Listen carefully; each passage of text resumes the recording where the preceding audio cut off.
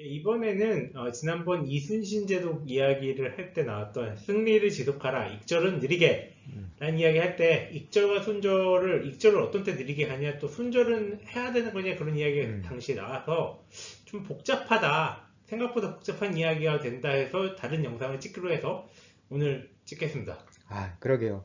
그때 이제 손절, 익절 얘기를 좀 하다 보니까 이제 일단 시작하면은 꽤 오래 얘기를 하지 않으면은 둘이 오해만 살 것 같고 또 어떨 땐 손절하랬다, 어떨 땐 익절하랬다, 어떨 때는 하지 말랬다, 뭐 이렇게 되다 보니까 이게 뭐 그냥 간단하게 넘어갈 일이 아니라서 오늘은 좀 더 체계적으로 이제 얘기를 하려고 그러는데 이렇게 체계적으로 얘기하려다 보니까 이제까지처럼 이렇게 말로만 하면은 좀 너무 헛갈리실 것 같아서 오늘은 좀 이렇게 그 파워포인트 이용해서 좀 체계적으로 좀 한번 프레젠테이션 한번 해보도록 하겠습니다. 사실 이게 네. 우리 들어온 민원 중에 예. 저희 발음에 대한 민원이 제일 많았고 95% 정도였고, 예. 그 제 다음에 발음도 많았습니다. 두 명의 발음에 예. 대한 그 민원이 95%, 음. 일단 4% 정도는 자막이나 뭐 음. 표가 있었으면 좋겠다. 그렇죠. 예. 그리고 나머지 1%는 기타에 음. 대한 얘기 좀 나중에 하겠습니다. 그러게 말입니다. 자, 그러면 그래서 이제 손절과 익절에 대해서 이제 얘기를 드리고 싶은데, 이제 되게 이제 이걸 갖다가 일반적으로 얘기하면은 사람들이 대부분은 손절과 익절 같이 어떤 그 수익 혹은 손실에 의해서 자기의 자산을, 그러니까 자기 투자 자산을 청산하고 말고를 결정하는 걸 되게 많이 보는데 원래 제대로 된 투자는 이런 손절과 익절을 잘 따르지 않습니다. 원래는 잘 따르지 않고 원래 이제 그 자기가 만들어낸 전략이 이때 사고 저때 팔아라까지 다 결정을 지어주고 그거를 따라가야 되겠죠. 그런데도 불구하고 뭐 손절과 익절이 뭐 심지어 전문 투자가라고 해도 이게 안 일어날 수가 없어요. 그래서 이거에 대해서 그럼 언제 일어나는 거고 개인 투자자들 같은 경우 특히나 손절과 익절을 더 많이 하시니까 이걸 언제 도움되고 언제 도리어 해가 된다. 이거를 좀 알아보도록 하겠습니다. 우선 손절부터 이야기를 하려고 하는데요. 음, 이게 사실 손절과 익절은 대칭적이지 않나, 뭐 그런 생각이 조금 들지만, 음, 우리가 이전에 이제 공매도 이야기할 때 음, 매도와 매수가 완전히 대칭적이지 않다. 음, 물론 이제 공매도처럼 공매수도 있고 공매도 음, 작전처럼 매도 작전도 음. 있다라고는 이야기했지만, 네. 모든 게 대칭적이지가 않고 손절과 음, 익절도 마찬가지로 대칭적으로 부호를 바꾸면 대칭적인 것처럼 보이지만 사실은 많이 다르죠. 네. 그래서 여러 가지 이유로 다른데 무엇이 다른지부터 이야기를 해주실 거고, 네. 손절이 더 중요하니까 사실 손절부터 이야기하죠, 보통. 중요하기도 하고, 뭐, 익절하시는 분들도 있지만, 손절은 당하기도 하니까, 자기 하기 싫어도. 네, 그 부분이 바로 예, 비대칭이라는 겁니다. 예. 물론 이제 익절도 당할 때 있나? 익절을 강제 익절 당하는 경우를 생각을 해봤는데, 예를 들면 예. 이제 카지노에 가서 돈을 너무 많이 딴다. 그럼 쫓겨나. 하프에서 페르소나 넌 그리타 해가지고 그렇죠. 당신과 더 이상 게임하고 싶지 그쵸, 않습니다. 그쵸. 벤 먹는 사람들이 있죠. 네, 제 정말, 저는 이제 수학 쪽에 있으니까, 수학 쪽에서는 정말 그 카지노 포커 게임 같은 거를 가서 뭐, 10번 가면 9번 항상 이기시고 오는 승리하는 블랙잭 같은 그런 거를 갖다가 이미 갖고 계신 분들이 있는데, 그런 분들은 벤 당하죠. 카지노 얼마 이상 따면 예, 그게 나가세요. 강제 익절이죠.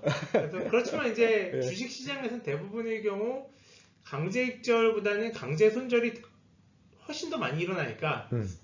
이것만 해도 벌써 대칭적이지가 않은 거예요.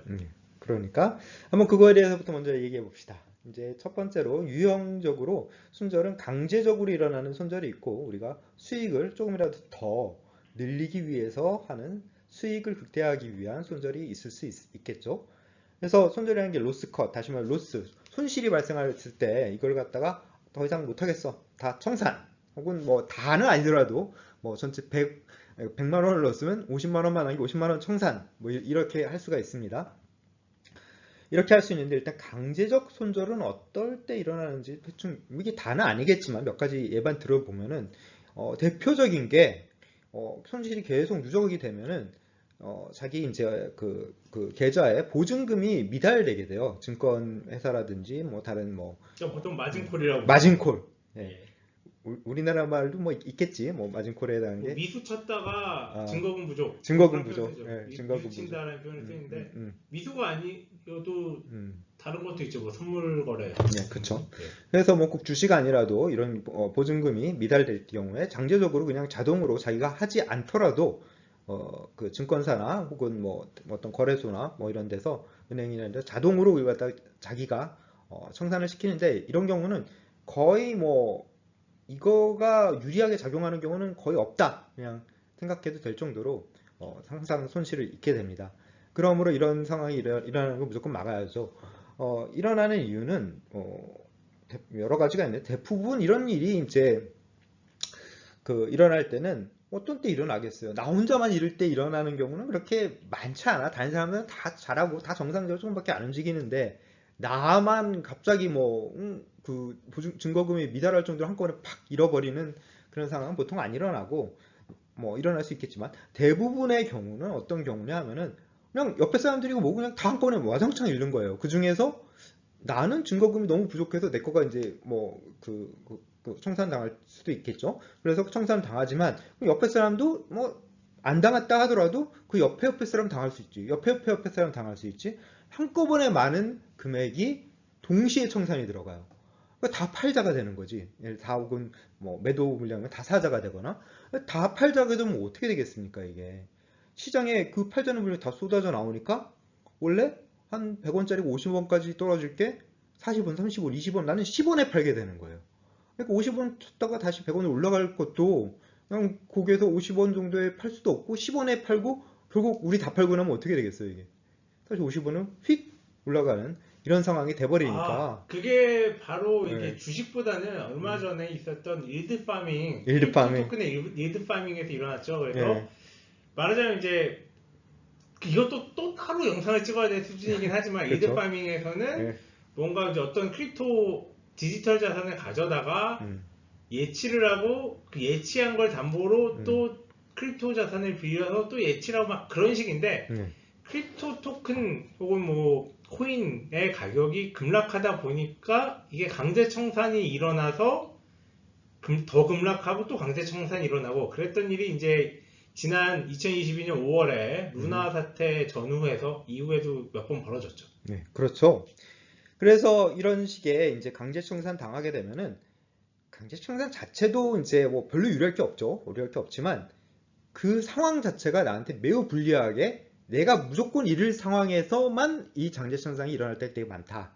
이거를 당하지 않도록 미리 준비가 돼 있어야 된다라는 겁니다. 준비할 수 있습니다, 이건. 다 웬만한 전문 투자자는 100% 이런 거 절대로 안 당하도록 준비를 무조건 합니다. 아주 익셉셔널한 경우 하더라도 잘 안 당해 강제청산을. 나 이거 당하는 그 제대로 된 펀드들은 거의 본 적이 없습니다. 있었죠. 멜빈 캐피탈.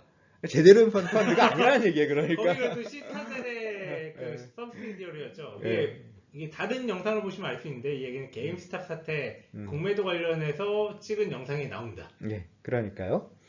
제대로 됐다 그러면 이제 뭐 게임스탑을 공매도 했다 하더라도 자기 전체 포트폴리오의 뭐 1% 이상이나 얼마 안 올라가도록 잘 그 리스크 한도를 줬겠죠.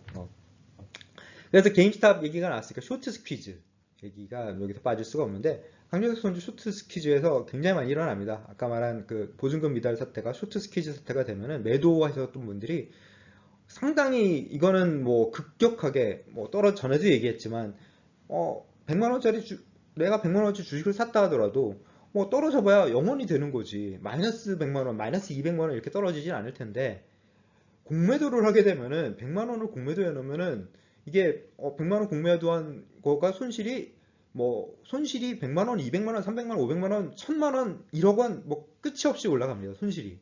이렇게 되니까 그 손실이 누적되기 전에 증권회사에서 빨리 돈 가져와. 돈 가져오지 못하면 나 청산이야. 그래서 청산시킬 경우가 자주 일어난다. 강제적 손절이. 이런 일이 있고. 또 다른 것은 이제 뭐 강제적으로 안 당한다 하더라도 자기가 강제할 수 있어. 내가 뭐 자기가 강제라기보다 이제 원칙을 지키는 거죠. 원칙 뭐 원칙을 지키는 게 어떻게 보면 그런 강제 거죠. 예. 자기가 내가 강제한다는 건 약간 좀 뭐랄까 이상하고 제가 볼 때 원칙을 지킨다. 예. 내가 1억 원을 투자를 하는데 5천만 원이 빌린 돈이야. 그러면은 5천만 원 잃었으면 그래 막 빚더미에 올라앉더라도 계속 할 수 있겠지만 이런 경우 자기 원칙상 어쨌든 나는 빚은 안 지겠어 라고 했으면은 자기가 강제적으로 일단 손절을 하겠죠. 거기에 의해서 자기 원칙에 의해서. 그래서 이런 식이 되면은 그냥 뭐 어떤 그 수익이 나든 안 나든이 아니라 그냥 자동으로 일어나게 되니까 뭐 좋을 게 하나도 없어요. 좋을 게 하나도 없고 이런 게 어떤 결국 결과를 내게 되냐면은 이런 손절이 특히나 강제적으로 당할 때는 파산으로 결국 끝나게 되죠. 왜냐하면 거의 제로에 가까운 쪽으로 가서 끝나게 되고 제로가 될 수도 있고 뭐 이렇게 되니까. 그래서 이런 거를 수학적으로 계산해 보면은 예를 들어 하루 한 10% 변동성을 가지는 어떤 자산이 있다고 봅시다. 뭐 그런 좀 약간 그러니까 변동성이 높은 자산 하루 10% 정도 움직이는 자산들도 있어요. 그래서 뭐 쉽게 뭐 생각해 10% 변동성이 있다 그러면은 1년 이내에 내가 깡통 계좌가 되고 완전히 파산 될 확률이 90% 이상입니다. 그렇게 되면은. 그래서 이런 자산을 갖다가 딱 하나를 무조건 100%내 거 다 자산을 넣었다. 그럼 난 1년 지나면 90% 파산해 있다. 수학적으로 이거는 완전히 이제 그냥 당연한 사실이다라는 거고 실제 확률은 이거보다 사실은 더 높습니다.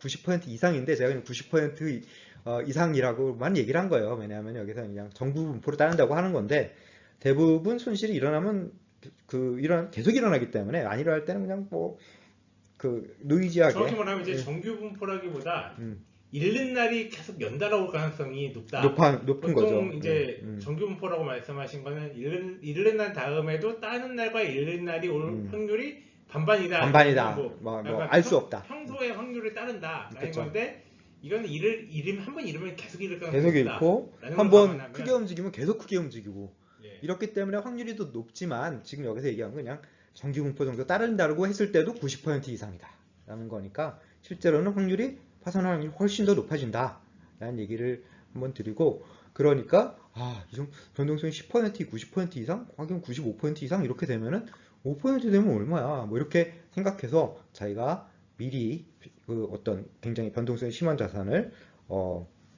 베팅을 할 때는 대비를 하고 있어야 된다라고 생각할 수 있겠습니다. 자, 또 다른 경우에 손절이 어떻게 우리에게 커다랗게 안 좋은 경우가 있는지 좀 봅시다. 그래서 특별하게 아무 뭐 그렇게 일이 일어나지 않는다 하더라도 우연히도 우리는 굉장히 다양한 손실을 입을 수가 있어요. 그래서 어떤 판돈을 들고 카지노를 갔다고 칩시다. 그렇게 했을 때 판돈이 작게 되면은 우연히 우리가 생긴 손실이 자꾸 누적될 확률이 있죠. 그래서 계속 잃고 5번 연속으로 잃을 확률이 크지는 않지만 그래도 그냥 잃고 따고 반반이라 하더라도 32분의 1이나 됩니다. 그래서 이것을 갖다가 어떻게든 줄여줄 생각을 해야 되는데 그거를 줄이지 못하면 결국 손절이라는 것은 더 이상 이제 게임을 못하고 나와야 되는 거죠. 결국은 잃고 나오게 되는 겁니다. 다른 사람은 결국 내가 잃었으니까 따고 나오게 되겠죠. 그래서 중간에 카지노가 가져가는 돈이 없는 그냥 사람들끼리 하는 포커 게임이라고 쳤을 때 그래서 자기가 판돈이 작다라고 하는 얘기는 뭐겠어요? 자기가 가진 돈에 비해서 베팅을 너무 많이 한 거죠. 그렇죠? 베팅을 너무 많이 하게 되면 결국 손절 상황이 닥치게 되고 결국은 잃고서 끝나게 된다라는 겁니다.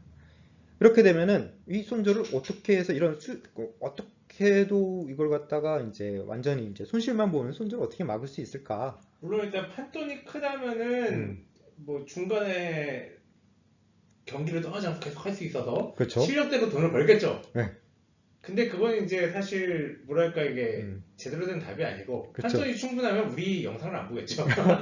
너에게 판돈이 무한히 있다면 너는 뭐로 돈을 벌려고 굳이 투자를 하고 있니? 이거 비슷해요. 연인과 헤어지지 않는 법을 알려드리겠습니다. 예, 영원히 헤어지지 않고 뭐 잘된 법을 알려드리겠습니다 하면서 먼저 애인을 만드시죠.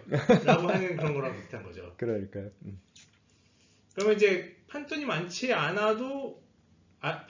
않은 경우는 어떻게 하면 좋을지 그런 얘기를 좀 해야겠어요. 그러니까 판돈이 많지 않을 경우에는 자기의 위험을 잘 분석을 해서 지금 베팅이 결국은 파산 상태로 가지 않도록 베팅 자체를 조절해 준다든가 위험을 줄여준다든가 위험을 주는 변동성이 주는 거죠. 아까 10% 변동하면은 1년에 90% 이상 파산한다 그러면은 1% 변동하게 만들어주면 파산 확률이 팍 줄어들 거 아닙니까? 그렇죠? 그거와 마찬가지로 자기의 변동성을 낮추어 줄 수 있도록 해칭을 하는 게 필요하다. 변동성을 낮추면 파산 확률은 무조건 줄어든다.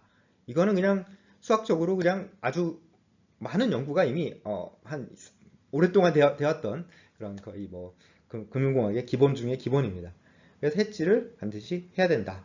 이런 파산 확률을 낮추기 위해서는 이런 이야기를 하고 그 다음 슬라이드를 한번 가보도록 할까요?